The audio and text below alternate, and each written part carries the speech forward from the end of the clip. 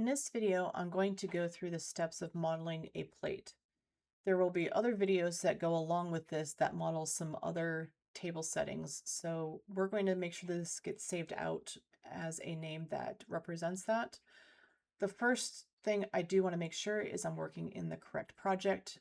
I did make a project for myself for the semester so that I can keep track of all of the Maya scene files that I do for all the projects. So I'm going to make sure this is set to the one I made, and I'm going to click on New. The very first thing I want to do is make sure that I do save this. So as I work, I can continually save as I do changes by hitting Control S on the keyboard. So I'm going to go to File, Save Scene As, and we're going to name this one Dishes and your last name, and save this out. So like I said, we are going to be modeling a plate, and that seems very simple, but there are a lot of small details on a plate that we can focus on to practice using some of the tools. Even if it's something as simple as a plate, we should look at a reference image as we begin to make sure that we don't forget about some of those details. So I found this picture of a plate that I like, and it's simple, but it's not just a flat plane. There is some depth to it. We have this little bit of a rim to it. It's not just super flat, and we know that underneath of it, there's going to be a flat piece for it to sit on the table. It's not round like some kind of strange bowl. And the other really important thing is that it does have a nice round edge to it that we do want to make sure gets into our final model. It's not like a sharp looking weird plate. So let's make sure we keep some of those things in mind as we model out this plate.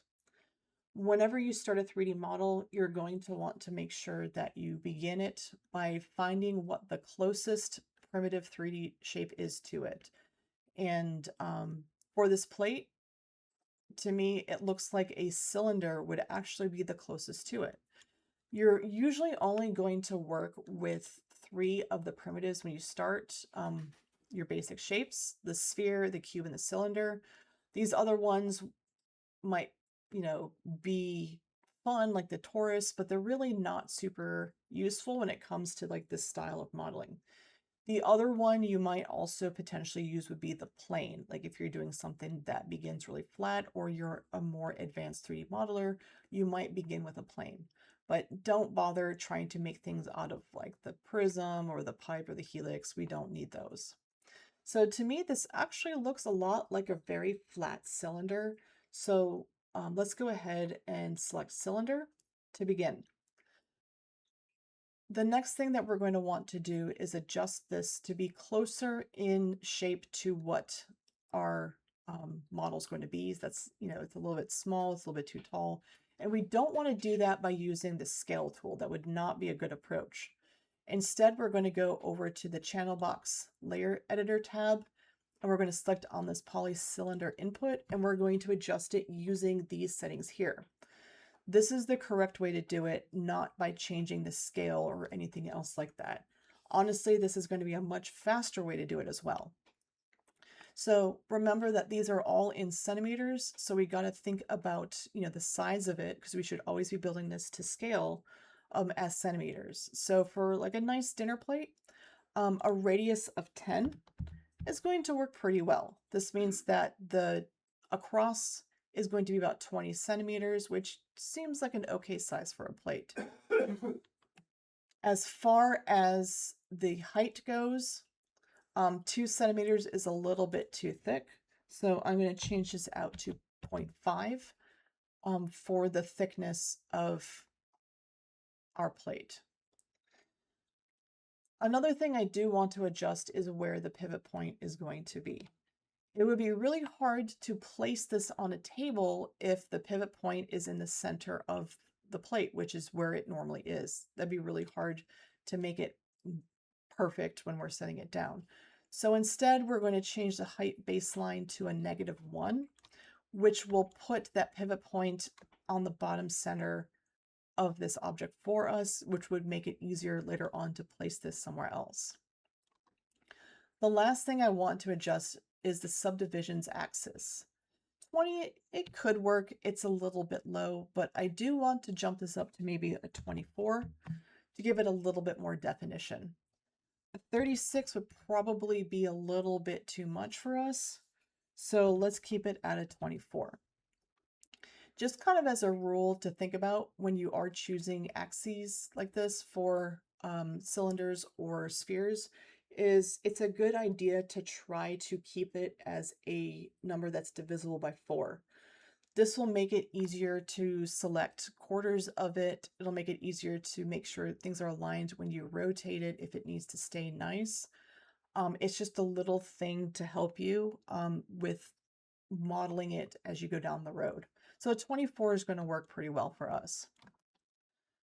Now that we have our basics shape of it set up, we do need to go ahead and name this since we're going to keep this now. So I'm going to change it from P cylinder 1 to plate. It seems silly to always be harping on naming it. It's just a good habit to get into.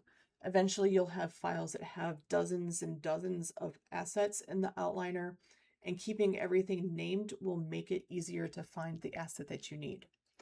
You might also notice that I have this nice helpful guide up here that's telling me how many vertices, edges, faces, and tries my object has. I do recommend kind of keeping this on all the time as you model because it can be helpful with, one, making sure you're not making too many polygons, but two, it can be helpful to make sure that you have what you want selected or deselected. To turn this on, we're going to go underneath display up here at the top, do heads up display, and you locate that right here under poly count. You can just check the box and it should then be displayed here. All right, so first we need to kind of give it some more definition. You should always approach 3D modeling almost like you're doing a sculpture or a drawing, where the first step is usually to lightly sketch in the rough shape of it. And that's what we did with making this cylinder and getting it into the rough shape. The next step is going to be to work on some of the more, larger or medium details, and then focus on finer details.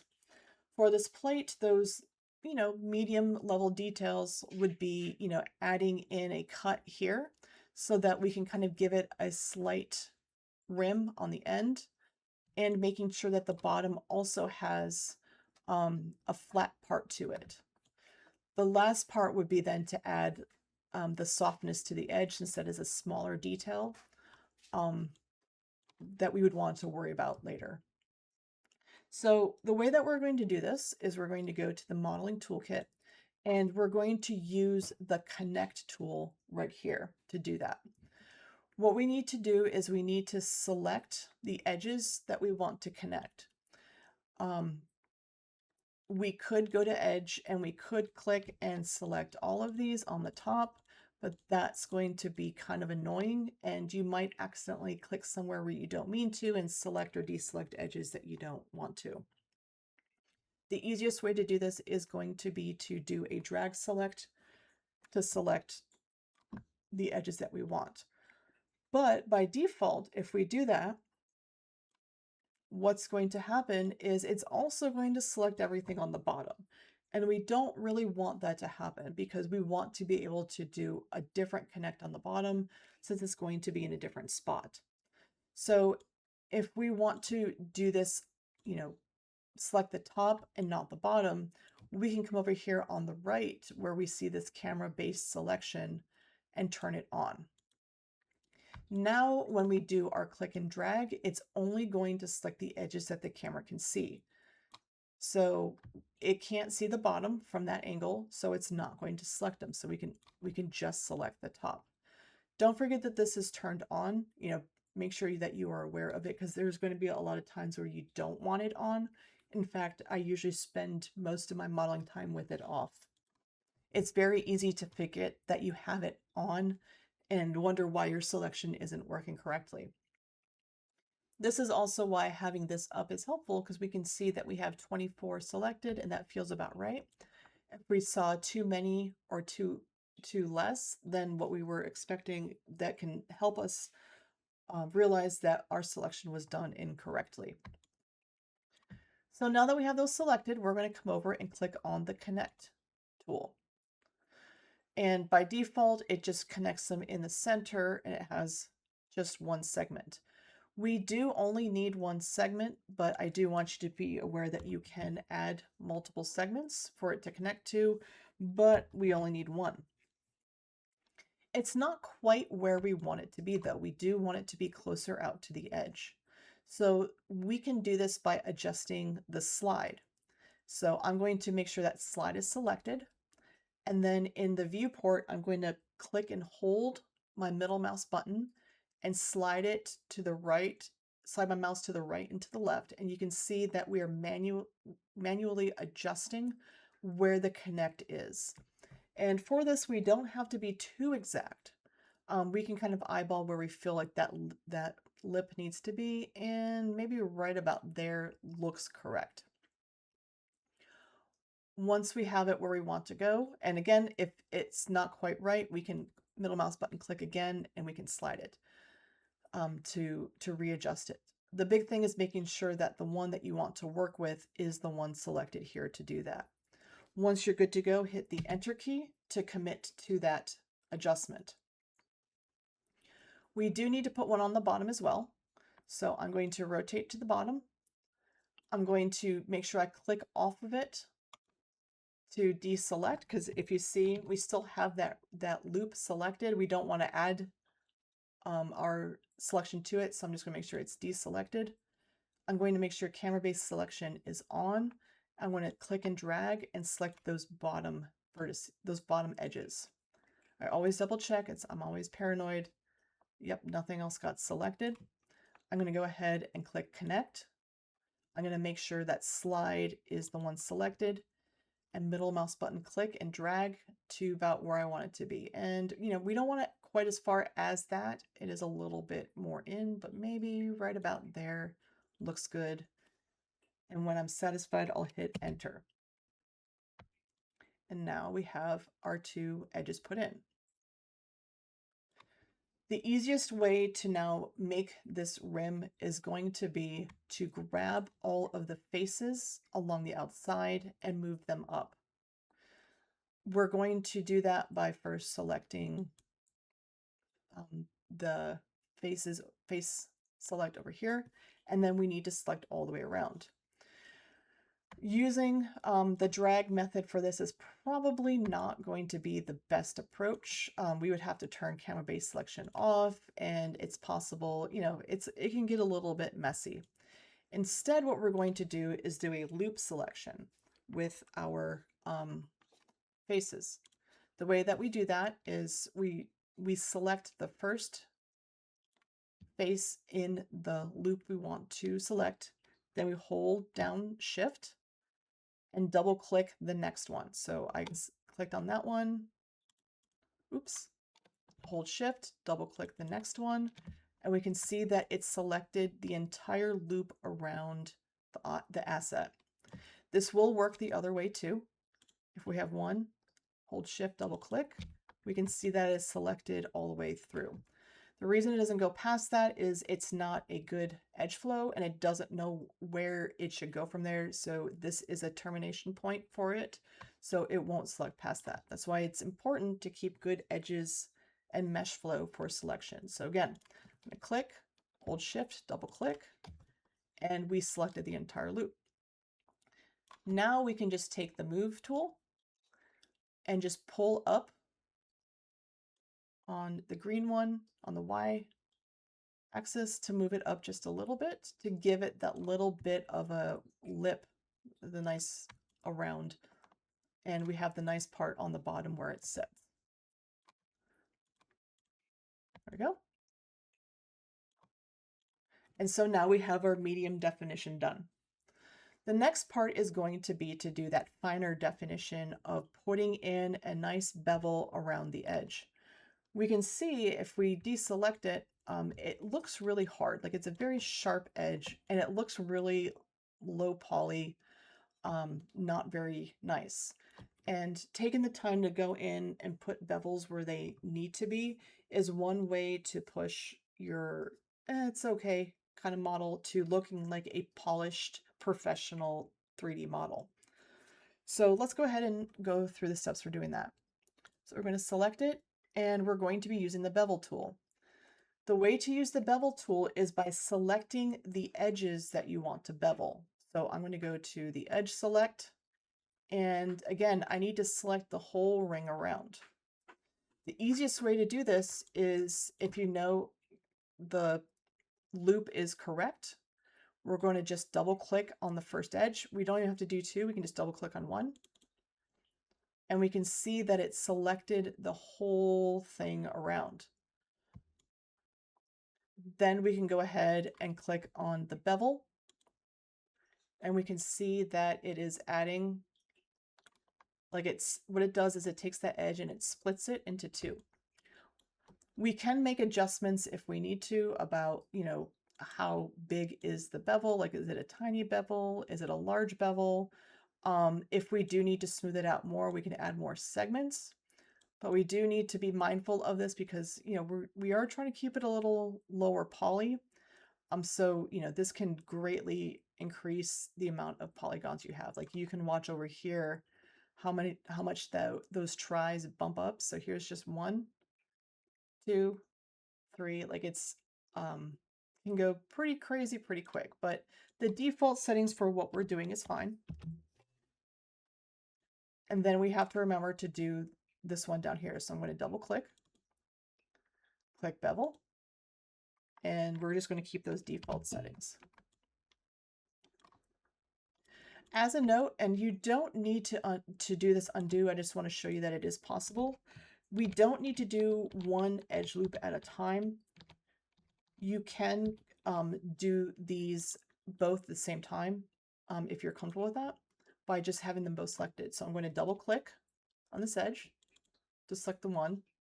I'm then going to hold shift, double click on this edge to select that one. So then I can bevel both at the same time. And this does tend to be how I prefer to do things. I do tend to do multiple bevels if I know it's going to have the same settings rather than one and then the other, just to save some time. So let's keep that. And we have to do one last thing to make this look good. You can see as I deselected it that it's just not looking that great, is it? Like it looks kind of strange. It looks like it has this weird kind of ring around it where we beveled it. And the extra definition we did in here, like we can't even really see it. Like it just kind of is smoothed out. And the reason is because of how the edges are being treated. And this is always a step that you do need to do. You can't forget about it to kind of make your 3D models look the way that you want it to do. And it has to do with the hardness or softness of your edge. When we see an edge like this, kind of look like there's a nice smooth transition, we can't even tell there's an edge there. That is a smooth edge. And when it has this sharp crispness to it, that is a hard edge. So we kind of need to flip these. We need this to be a hard edge so we see that definition, but we want this to be a smooth edge so that we can make it look softer. So this is usually a tool I keep on my custom shelf because you do use this a lot, and it's something that you can, once you're more comfortable with 3D modeling, do all the, do as you 3D model so that you don't have to do it all at the end, because sometimes it can be a little bit tedious when you're done 3D modeling and you realize you have to go back and fix all of this. So I'm going to just show you what it looks like when we turn it all hard and all soft, but you don't have to do this step. So I'm going to select all my edges. I'm going to go underneath mesh display. I'm going to harden edge. If we deselect it, we can see we get like that faceted, very like low retro 3D look. However, if we do it all soft, it's underneath mesh display, soften edge. Some of it's okay, but then we lose all of the definition on other parts. So we don't want it all one or the other. If you know it's going to be mostly one way and not the other way, you could start the process by selecting all of it and doing like a soften edge or harden edge just to get it all, you know, towards the majority of it, because honestly this is mostly a soft edge. And then you can go in and do the other, like the harden edge. But let me undo back to where we were, because I'm going to go a little bit slower just so we can kind of practice selecting edges a little bit more. So the first one we can do is harden this inner edge. I'm going to take the edge select and double click on this edge. And then I'm going to go to Mesh Display Harden Edge. And the other one I know that needs to be hard is this bottom one, so it looks like it can sit on the table. So I'm going to double click, go to Mesh Display Harden Edge. And again, we could do both at the same time. There's no reason why we shouldn't. I'm just doing it individually just to kind of slow down and show you. But if you're comfortable doing that, you can easily select both and then do a harden. The next is we do need to soften these edges. So I'm going to double click. And if you did want to do the next one, again, just hold Shift before you double click. And go to Mesh Display Soften Edge. Double click, Mesh Display Soften Edge. And now when we deselect it, we have a nice clean looking plate with some definition. So we can compare it to this one. And we can see that we have like those nice details built right into our low poly 3D model. So let's make sure that we save this. And then in the next video, we're going to move on to modeling another piece of this project.